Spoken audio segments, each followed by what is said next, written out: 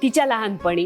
पण माझ्या आजोबांनी तिला तेव्हा नृत्य करू दिलं नाही, कारण तेव्हा नृत्याकडे बघायची दृष्टीच लोकांची फार संकुचित होती. म्हणजे थोडक्यात सांगायचं तर चांगल्या घरातल्या मुली लोकांसमोर नृत्य कला करत नाहीत.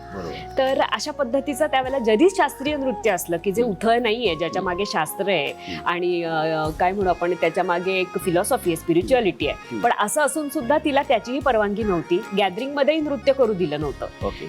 पण ती सांगेल की तिला पुरुषोत्तम करायला मिळालं. मला तर खरं तर आईकडनं ते ऐकून घ्यायचं त्या गोष्टी. ते असं झालं की कॉलेजमध्ये मी गेल्यानंतर मला पुरुषोत्तम नाटक तर करायचं होतं, पण परवानगी वडिलांकडनं कशी मिळणार.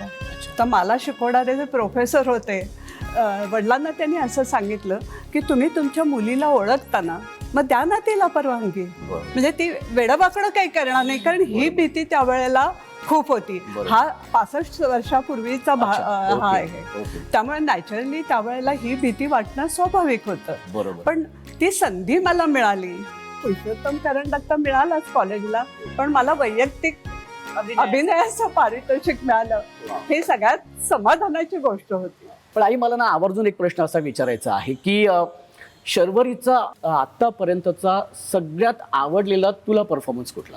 तिचं खरं तर सांगायचं ना तर प्रत्येक परफॉर्मन्स काहीतरी वेगळा ती देते लोकांना, आणि प्रत्येकात एक विचार केलेला असतो.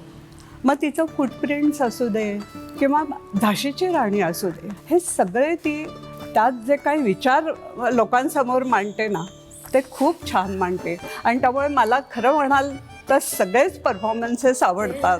कदाचित माझे वेडप्रेम असेल, पण मला त्या आवडतात. मी थांबवते, कारण आज पहिल्यांदा असा कोणीतरी प्रश्न विचारलाय आईला, आणि त्यामुळे मला हे उत्तर कळलं की तिला माझा कुठला परफॉर्मन्स आवडतो.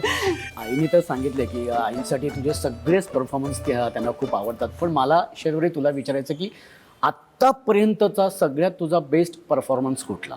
अजून बेस्ट परफॉर्मन्स झालाय असं मला वाटत नाही, कारण नाही, खरं तसंच आहे. पण काय म्हणू आपण, इतक्या वर्षांमधल्या साधनेमुळे असेल, सतत त्याच्यावरती चिंतन झाल्यामुळे असेल, आता मी ज्यावेळेला कुठल्या परफॉर्मन्सला निघते त्यावेळेला मी एरवी पूर्वी देवाला सांगायचं की आज माझं सगळं व्यवस्थित होऊ दे, माझं सगळं तालात येऊ दे, एनर्जी शेवटपर्यंत टिकू दे, माझं काही कॉस्ट्युम मधलं पडायला नको. पण आता सध्या मला माहित नाही का, पण मी देवासमोर उभी राहते तेव्हा मी फक्त त्याला म्हणते की देवा माझी आज टाळी लागू दे.